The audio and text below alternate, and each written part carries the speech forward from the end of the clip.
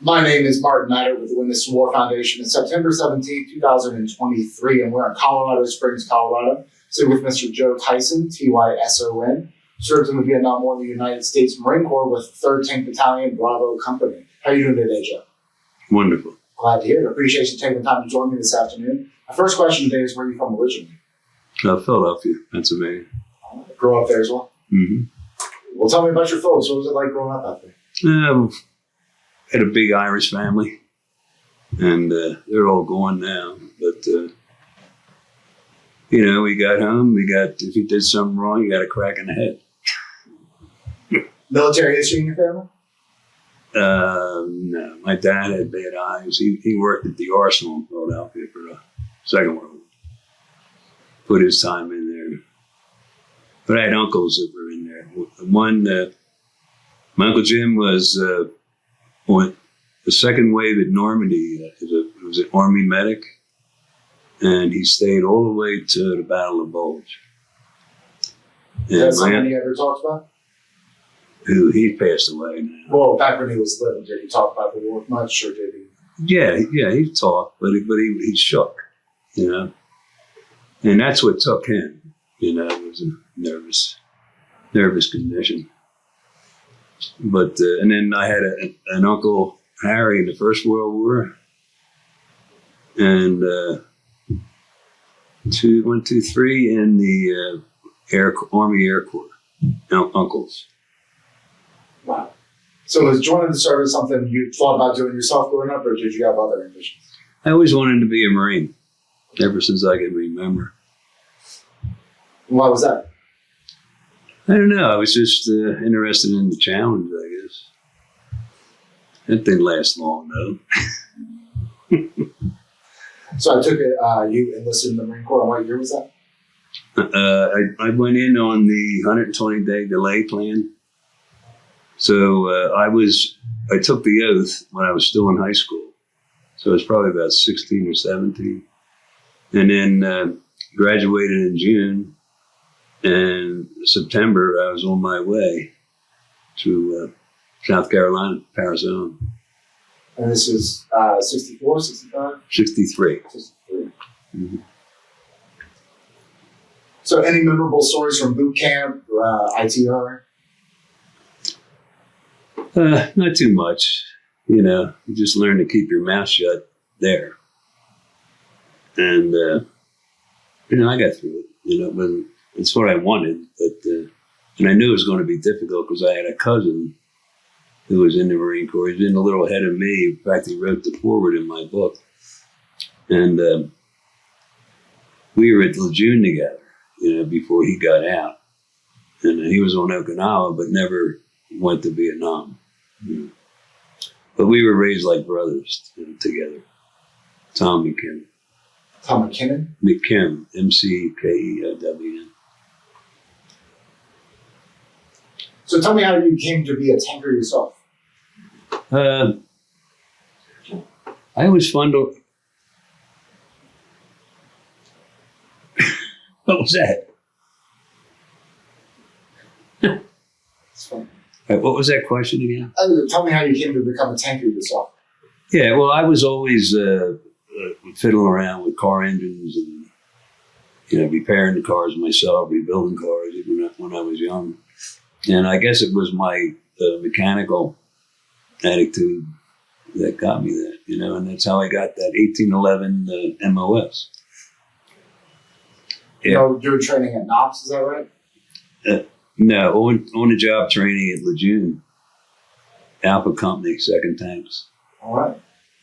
That was, we had tank commanders there. One, the gunnery sergeant was in the Second World War, and our platoon sergeant was a tanker in Korea. And and the only problem is they didn't have the tanks we were using. But they really knew what they were doing. So we were taught well. So in 63, we had some advisors in Vietnam, and it was not really a full-blown conflict at that time. What did you know about Vietnam, if anything? I knew it was there. That's all. Didn't even know where it was on the map. because they trained us conventionally. And then before Vietnam, let me see, I was in 2nd Platoon, Alpha Company at Lejeune, 2nd Tanks, and we went to Gitmo for 6 months. And just nothing to do there. Except throw rocks at the commie guards, that's all. On the tank, from the tank. So when did you get your orders to Vietnam? Well, not to rush into that, but we also went to Spain for 2 months with NATO forces, but they never put us with the NATO forces, and I couldn't understand that, because was it Franco who was there? Yeah, he was a communist. He wasn't very popular. He killed hundreds of thousands of his own people, taking over that country. So I saw how communists dealt with their people, terribly. Gitmo, Spain, number 2. And I think that was about it. Yeah, but we had really great liberty for that in the Canary Islands. Great. It does set up the picture for how you might feel about going to Vietnam after experiencing. I wouldn't even think about that. That was great liberty, man. That was like, but coming back, we were on an LPH landing with our tanks, landing platform tank, or landing platform helicopter. Had a little helicopter thing in the back. Oh, and I witnessed when they were landing for Spain. We were circling in I think it was a U-boat, 2 tanks, and a Jeep or something. But the helicopters were coming off the back with the infantry, and we were just circling, waiting for them to get in place. And we're just watching them, sitting watching, and all of a sudden, 2 helicopters collide in midair. And I told my crew, I said, this is not going to be good. So there was at least 9 killed outright. And I don't know how many died later in the hospital, but that was something to witness. But on the trip back after that, and after the Liberty, we were back on the same ship. And we were 3 days out from Morehead City, North Carolina, where we were going to land at, I think it was Onslow Beach, or Morehead City Beach, something, to go back to Lejeune. And we went through a hurricane. And I didn't think we were going to live through it. It was like 85 or 90 ships. They turned it directly into the hurricane. And some chief told me later that that's what they did so they would weather the storm better. But anyway, that night we had 50-foot waves. The ship would rise up slow, all the way up 50-some feet, jump about 18 inches when it got to the top, and then the ride down the other side was just a fall. And the crash, when you got to the bottom, I thought the whole ship was going to shake apart. It's unbelievable. And I was on a lot of other storms, like on the Gitmo, the tropical. The damn bottom never even got to the seasick. But I thought we were dead for that one. And then the next morning, it was like we went up topside, and the water was like ice. Well, not ice, but so flat and gentle. We had a T next to us, an LST, and they had all kinds of trucks and artillery on their deck, lashed down, and the engineer bridging on the side was all gone, missing. They dumped it because it would have turned the ship over. They didn't have no place to put it except where it was. But that was that's something I'll never forget. That's in my book. Well, because we have a limited time, I definitely want to make sure we get to Vietnam. So we'll get there, because that's where I'm going next. Yeah. When did you get your? No, one more quick one we had. Absolutely. Right before Vietnam, we went to Fort Drum, New York, which was the Army's 10th Mountain Division, where their home headquarters were, for cold weather training.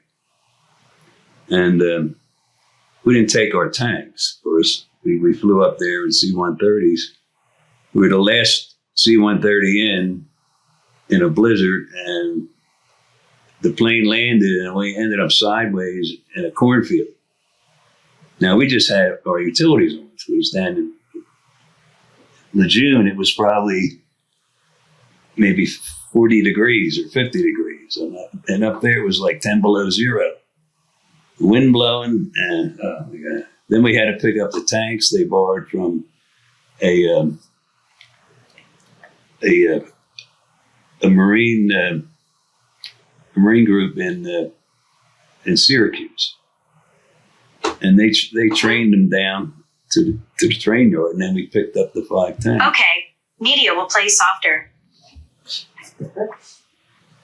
All right, I'll keep my voice then.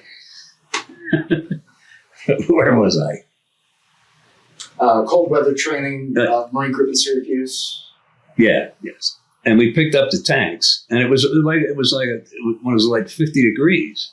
Then it got warmer, and we got them started. We took them up to our base, where our Quonset hut near where we were staying, and we parked them overnight. And the temperature went down to about 25 degrees below zero. And we come out there, we got all our Mickey Mouse boots on, all our cold weather gear, and the hood with the fur and everything. And we go over and try and start the tanks. We couldn't get one started. Because they didn't have no pony motors, it's called. That's what heats your diesel, the head of the engine, so it starts easy. They didn't have them on there. I don't know how they must have never did anything in the winter. So anyway, we got one started by having a retriever pull it start. The driver was out there and had to have his gas mask on so he didn't get, the fumes. And then eventually we got all 5 of them started, and we had to leave them running for almost 2 months. Because if you shut them off, you'd never get it started again. So, and then we had one, this is worth telling you about. We had one tank, it was a platoon leader's tank. He was on my left, and I saw him way out, maybe about 200 yards. And I'm looking at the map, and he's on a frozen lake. And as soon as I realized that he was on a lake, and I radioed him, his tank went through the ice. All the way up, halfway up to almost to the top of the antennas, which were 10 feet off the top of the tank. Nobody got hurt, but I never saw that lieutenant again. Then I volunteered. We were back in Lejeune. I volunteered for Vietnam, and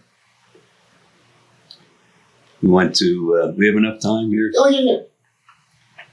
How much time left? Because I can go really deep. We got 40 minutes. Oh, that's good. That's good. I can skim the top. So you volunteered in 65? I volunteered for Okinawa. I didn't think I was going to Vietnam because we weren't hearing nothing about Vietnam. So I flew to California and went to Pendleton in a staging platoon, just waiting to see whether we were going to fly there or whether we were going to go by ship. And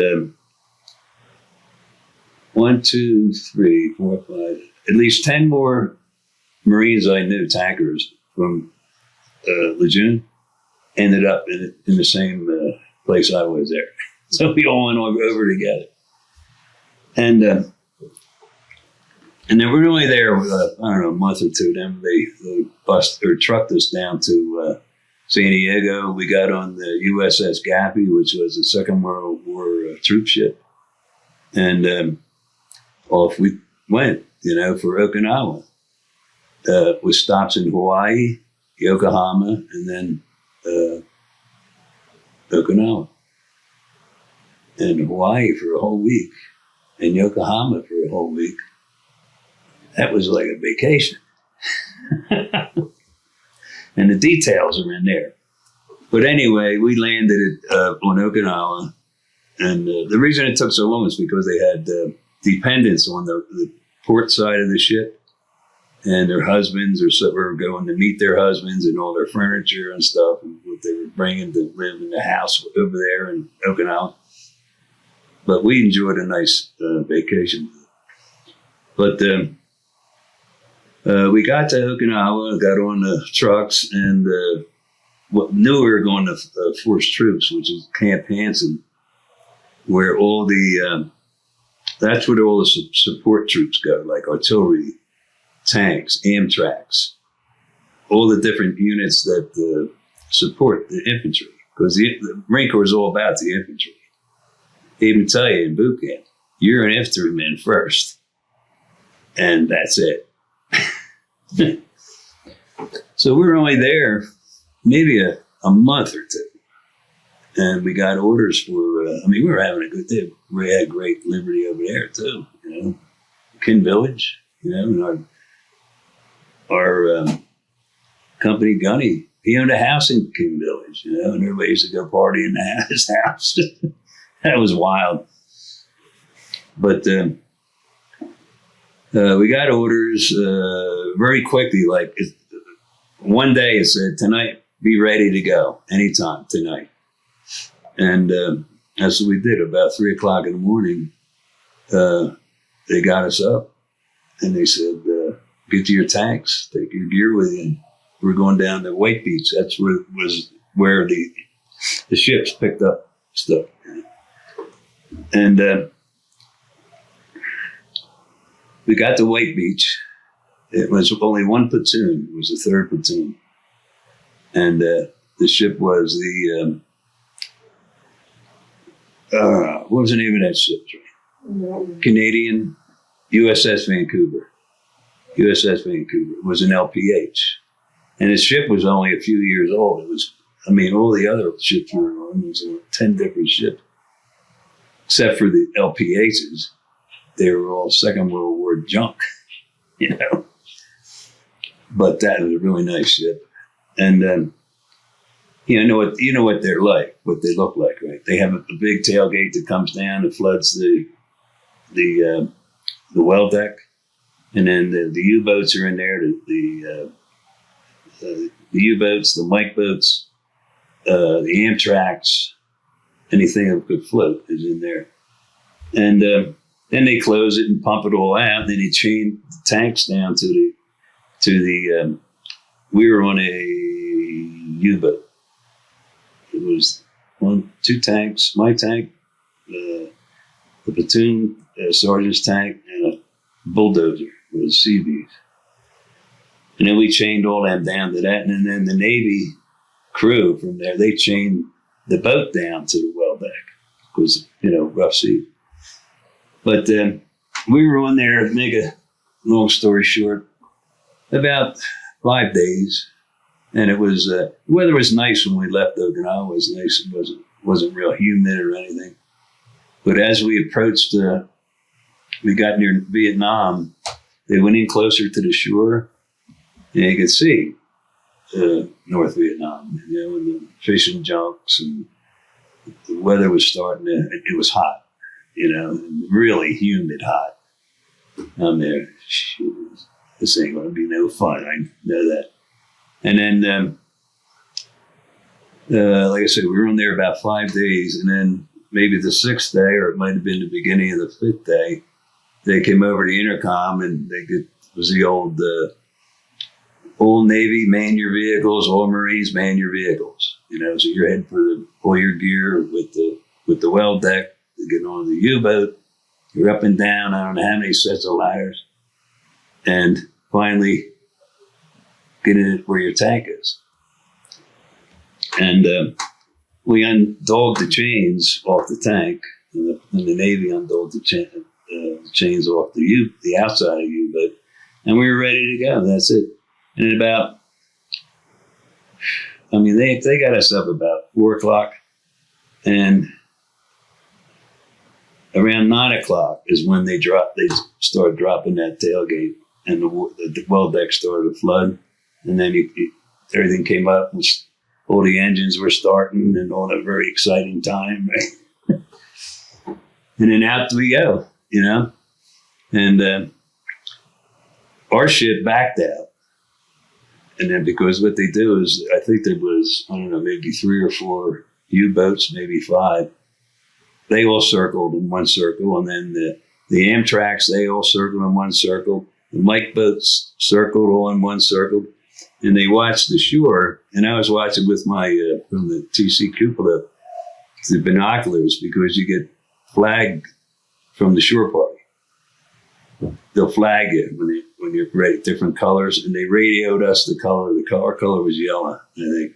So that would mean for the U-boats and the Mike boats that head for the shore, where the yellow flags were. They're in charge of the landing, the shore patrol. And we were the first U-boat to hit the beach, and I drove the tank because something happened on Okinawa. That you can read it in the book, but I got busted from corporal, which was a NCO, and to a lance corporal, which was not an NCO. So my own tank, I was the tank commander of. I was now a driver. So the first one's to land, and it was a perfect landing. Low tide, low surf, just like that. There it is. See how that was the landing. Yep. That was me. That little dot right there. Can you hold up the camera? Sure. And in the back. There it is. So you landed on the beach. It's perfect low tides. Perfect landing. I didn't even have to close that the top. Then I'd do it, man. It's beautiful. Right in. But the platoon sergeant's tank went out first. So he was the first tank to land for the American buildup. I was the second tank. And I don't know whether they counted the bulldozer or not, but it kind of took me off a little bit. But see, I was on 3-1. That was the CO's tank if he wanted to go out to the field. But he wasn't there. So I was a tank commander of that. But now I'm driving it. So anyway, we pulled down the beach about maybe 75 yards, something, the 3 tanks. And I guess the Seabees came and got the bulldozer up. But we had to wait for the other 2 tanks, or other 3 tanks, which didn't land to the high tide. It was like dusk. And I have a picture in here of that landing they made with a buddy of mine. I can see him hanging on the outside. The water was all the way up to the footrails on the turret. That's where it's right above the number. You see that? Can you barely see that? Sure. It's like a handrail. That's where the water was up to. I saw Bennett. He's all like, he didn't want to get wet. But then we were all together, and then we spent the night, right where we were, because we didn't have no ammunition or nothing. And the next day, we didn't have any ammunition, and the Amtraks were all in. This was a really cool story, because a guy I grew up with, John Engel, he was a giant of a guy, tell you, like 6'6", and just a gentle giant. But we called him the Huns, the corner gang. I knew he was I saw him on Okinawa. He was an Amtrak driver. And I got off the tank, and I asked walked to the first Amtrak. I says, is Corporal Engel with you? He said, yeah, it's his 3rd track down. So I walked down. Go Huns! How you doing? Long way from the corner. He's there. Joe, bro. Good to see you. And I was on 3 or 4 combat operations with him. One operation, he was a lead Amtrak and he got ambushed. I was the first one there, to make sure he was all right. I was like, it was an Amtrak, a tank, an Amtrak, and a tank, and that was my tank. And I saw them tracers hitting his Amtrak, and I said, driver, go to the left and floor it. Hans, you all right? Yeah, I'm okay. Shaking like this. Stories that you couldn't dream of, something like that, growing up together, rode our bikes together and through the alleys and everything.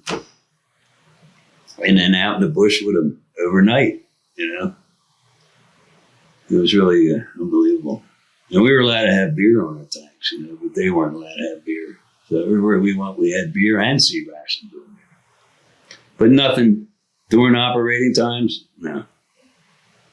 And when I got the field promotion to sergeant, I was 18 when I got busted, and I was still 18 when I got the field promotion back to sergeant, and I got the tank commandership of that Bravo 3-1 again. When did you get your field promotion? Let me see. We landed March 8th, 1965 with the 9th Marine Expeditionary Brigade. They even gave him a medal for it, even though everybody was, the Marines were with us from 3-9. Everybody got a medal. But that was the last and the only amphibious landing ever is going to be again. And that was in 1965. You never see another one again. Not with what they got. So you're getting there before the wars really kicked off. Tell me about those months before. Well, that landing, that date was when, that's actually what the newspapers called it, was the beginning of America's war.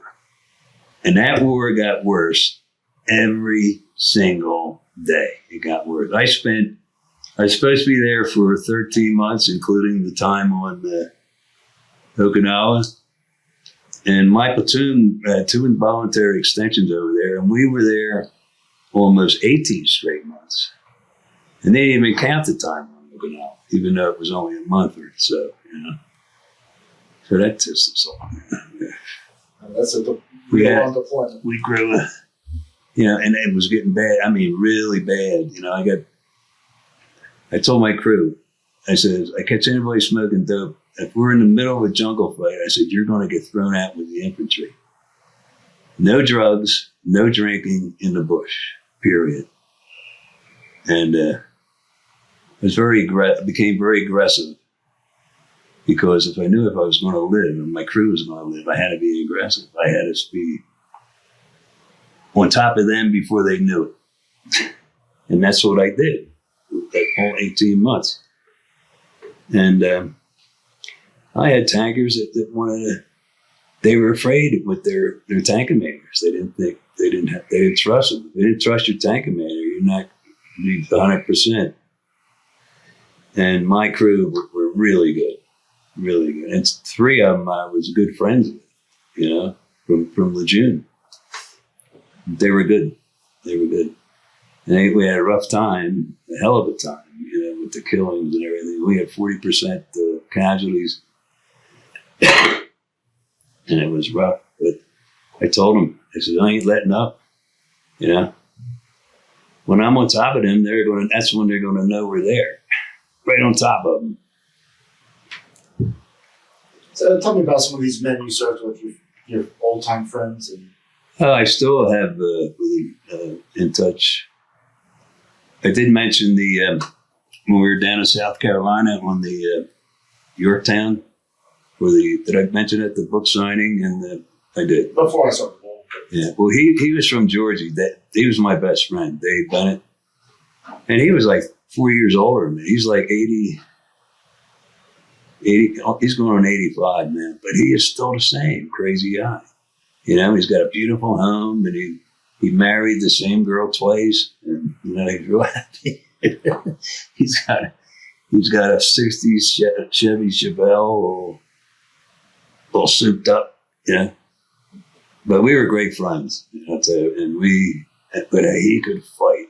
He was about my size and build, that guy could fight. And he'd start a fight. We were in a bar, he says. I remember we were in a bar in Okinawa one time. And he said, Joe, if you see that Marine over there by the door? He's looking at me like he wants to kick my ass. And I says, well, don't, because we'll be leaving tonight. I got him by the shoulder and out we went, the other door, bypassing that guy, because I don't care what happened, but we were leaving that sometime in the morning or that night. But we were always together on Liberty all the time. We had raising hell and all. Fun Marines, that's what they were noted for. And, but he was a good guy. I helped him with his disability. When we were in Gitbow, he was a loader. This is when we were in second tanks. He was a loader, I was a gunner, and Carl Jan, he was a tank commander. And he wanted to go into the gunner seat and fire the gun, which is okay. We never did that before from there, but maybe up top. So I went up top and he went there, and Bennett's the loader, right? So he says, loader, load HE. And we're shooting there are barges being pulled by tugboats with the big targets on them. They didn't have any tank rings there. And he says, fire. Boom, goes up, and I'm watching it. I see where it hit. I says, you hit the cable. I was trying for you to hit the cable so we can get out of here. Because that was the end of the shooting. And I looked down, I saw Bennett laying on the turret of the floor. The floor of the turret. I said, what the hell's the matter with you? I see blood. I said, I get down. I said, Jesus, he was unconscious.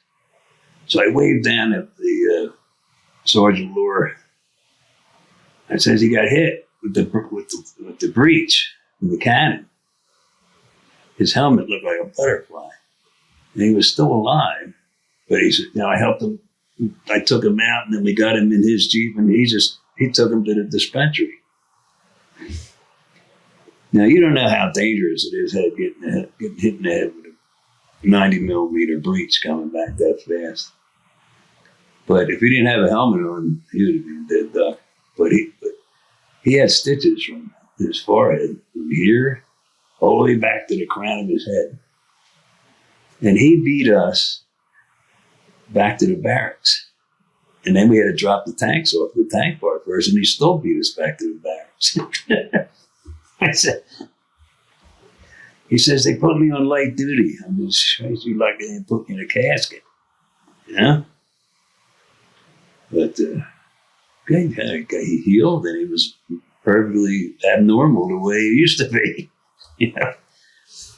But that's worth a mention there. I heard of guys getting hit with the breech, and they don't live. Just smash your head. So while you were in third tanks, tell me about some of the operations you were on in Vietnam, 65 to 66. I was on. Do you have that number? I have that number here, right here. Named operations. I was on hundreds of others, ones with just infantry, 2 platoons, or maybe, In support of in support of them. I was in Starlight, Golden Fleece. This is the 3rd platoon now. Country Fair, Operation Snatch. You want the dates of these? We can research all the dates and stuff and everything. But. Okay. They're right there, the dates. Oh, sure. You figure it off. Okay, Starlight was August of 65. That was the first major action by any American troops. Golden Fleece was in September of 65. County Fair, September of 65. Operation Snatch, October 65. Harvest Moon, December 65. Where Colonel, he was a colonel. Colonel Barney Barnum got his Medal of Honor. And I was on that. These are all ones we were on. That was with the 7th Marines, or 1st Marine Division, down near July, but further north. That's why we were involved in it. And they had all their senior NCOs and all their senior officers. They were all killed. And he took over. He was a naval. I've actually interviewed him. Did you? Yeah. Marty? Yeah. Well, let's talk about Harvest Moon because I was actually with the other Marines that were there as well. The 7th Marines. Yeah, I interviewed a bunch of them a couple weeks ago. So yeah, and we had some 9th Marine with us. You know, like maybe a fire team on each tank. It was probably 3 or 4 tanks. Well, I'd love to hear about your experiences that day and what you remember about Operation Harvest Moon. Well, I remember seeing that the things were out of control. We were sitting back on this. It was like a little hill where we'd see everything real well and had good fire support for them if they needed. But I could see that it just wasn't running right. Something was wrong, and that's what it was. And he did the naval gunfire. He was there temporarily. I don't know what his rank was then. I know he was an officer. He might have been a 2nd lieutenant or a 1st lieutenant, because I didn't know him then. And I watched him put that whole thing together, right? And then we got under control. We came down off because we didn't know where any enemy were, or any, because the infantry usually let us know right over the radios where to fire, you know. So I left one tank on that hill, and 2. I think it was, I forget whether it was 3 or 4, but we went down there with at least 3 tanks, just to like help with the wounded, you know, getting them to a pickup area or something, put them on the tank, and you know the medevacs pick them up, you know, help them out. It was our job. But I met after my tour was over. I was involved in Philadelphia with the what's that? It was at one time it was called the FBI Marine Corps Law Enforcement Foundation. Now it's just the Law Enforcement Foundation, Marine Corps Law Enforcement, and I'm a member of that. Me and my wife. And I met Barty. They used to have, or they still do. They called them. What was that, Trey? Something with heroes? Fallen Heroes. What? It was, I don't remember. It was like, they had it at the Irish pub for years. It's both pubs. There was 2 of them on the same street within like 10 blocks of each other. And I met him down there, and I says, I was on that operation with it. I says, I watched you in action, man. You did pretty good. And he goes, what was your tank? I said, 3-1. He says, I remember 3-1. He says, you came right down there with us with another tank. Yeah, I did. I want to make sure it was safe first, though. No, but we became good friends now. And they just named the ship after him. Mm-hmm. Yeah, I was invited to that. I didn't go. I don't know where it was. I was too busy fishing. But he's a good guy, and his wife, she went through some troubles, you know, and he stayed. He didn't come around for a while. He was helping her, and I admired that in him.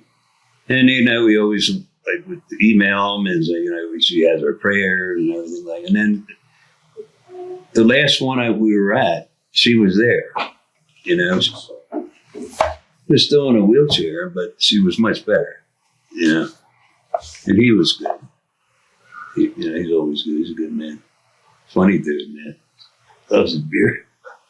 Well, hey, keep that off the record. Take that off the record. Yeah. We got about 10 minutes left. I'd love to hear about Operation Starlight. I don't get to talk much about that. Starlight was the first major operation for American forces. Now, I had originally been sent with our platoon to Da Nang Air Base. And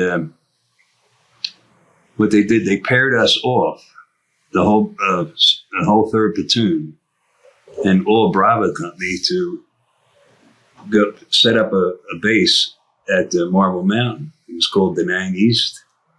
It was for that whole sector, all the way down almost to July and all the way back to Da Nang, coastal, you know. And we got a call, or my tank, Bruce's tank, and Gill's tank. That was 3-1, 3-3, and 3-4. 3rd platoon. We got orders to go down to set up as a blocking force. And they sent some other tanks that were at Hill 55 with us. I think there was 2. It was like 5 tanks. And what they were supposed to do at Starlight was they were supposed to push the enemy that way, which would be up towards us where we were. You know, we were looking this valley. I mean, it was perfect. If they came into that valley, they were done for. But somehow, they got the word. They were tanks that were looking at valley, and they went west into an area called the Horseshoe area, which became a very hot spot, you know, after that. And we didn't even fire a shot because somebody gave us up. And we were on a lot of blocking actions, man, but we had tons of enemy kills, you know, with the 9th Marines, you know, a lot of these battles we were in, you know. And,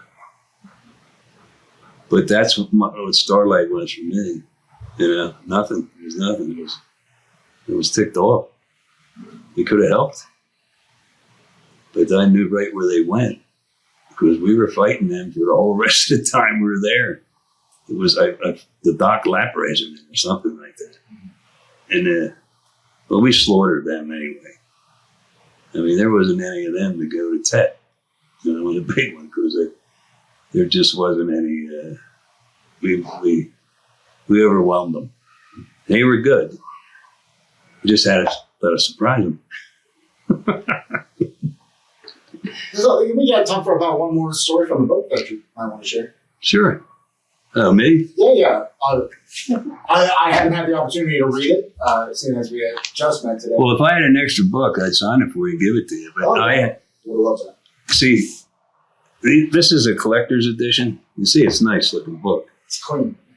Yeah. And it's like $40, you know, but it's worth the read. You can get it on Amazon? Yeah.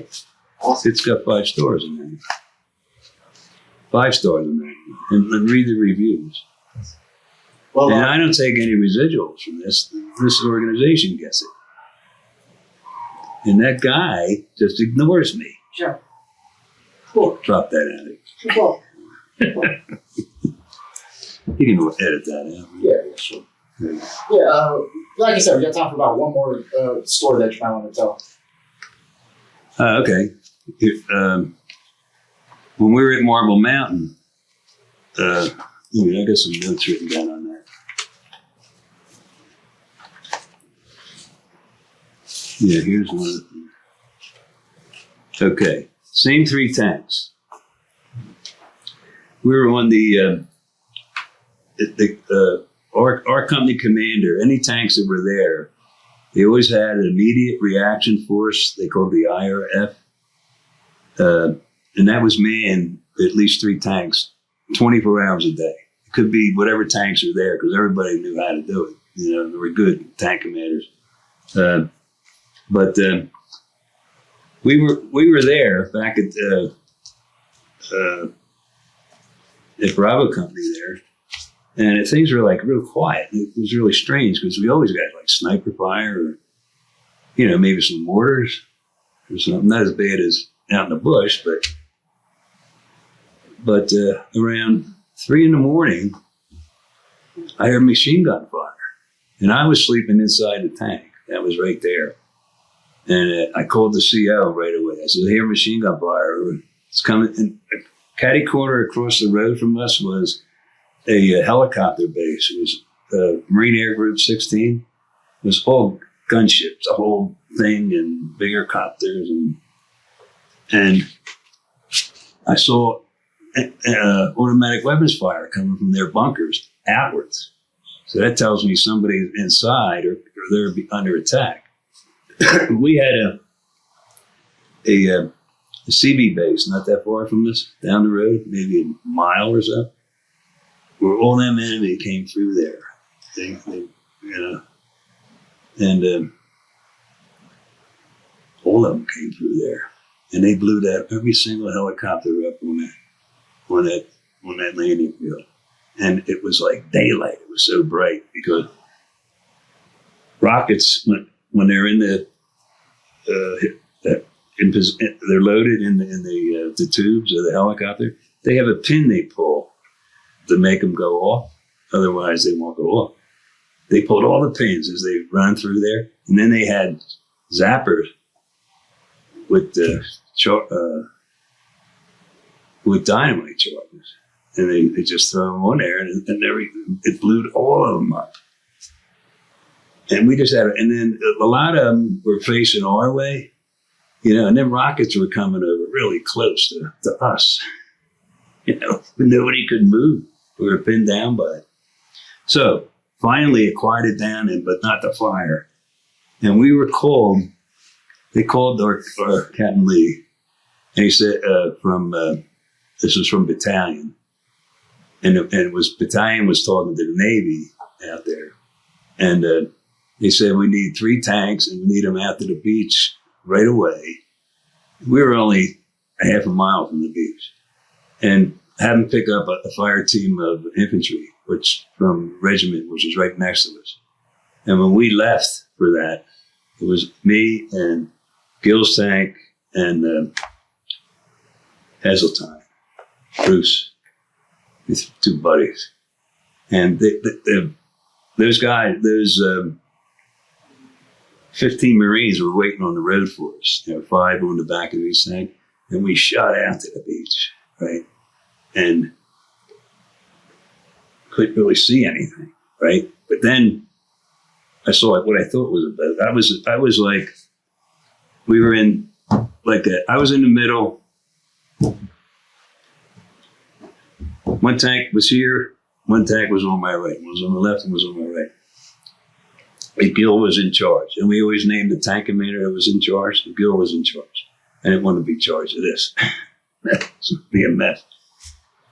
So we had these new searchlights. There were 1 million candle power, the white light, and we had infrared too. It wasn't interfaced with our optics, but we had binoculars for them, which was interfaced with the main cannon. So he's going to count to 3, and he says, all 2 of you guys, everybody's going to hit our white lights at the same time. He said, Tyson, you take the middle, I'll take the left, and Bruce, you take the right. So 1, 2, 3. It was like daylight. And all I could see was sampans. And he says, commence fire with HE. And we were firing, and you could see them. They were blowing. They must have had a lot of explosives left because they were blowing up. And I could see they were getting blown overboard. And I have it down here, but we sunk at least 9 sampans. And we had hit, and there's other ones were burning, and there was more out there. But then I see the horizon lights up like New York City on New Year's Eve. I said, what the hell is that? And I says, that's the 7th Fleet. I wonder if any of our overfires hit any boats. I'm there, cease fire.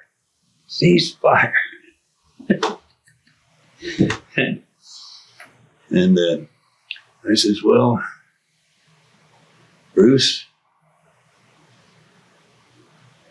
who's going to call this in to the CO?